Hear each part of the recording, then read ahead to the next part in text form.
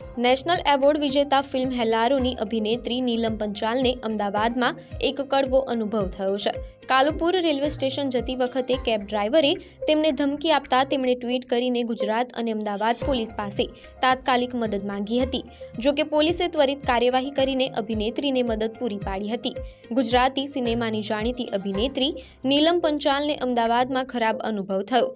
નીલમ પંચાલે tweet કરીને જણાવ્યું કે તેઓ જ્યારે કાલુપુર રેલવે સ્ટેશન જઈ રહ્યા હતા ત્યારે કેબ ડ્રાઈવરે તેમને ધમકી આપી, જેના કારણે તેઓ અસુરક્ષિત અનુભવી રહ્યા હતા। તેમણે તાત્કાલિક ગુજરાત પોલીસ અને અમદાવાદ પોલીસને ટેગ કરીને મદદ માટે ટ્વીટ કર્યું હતું।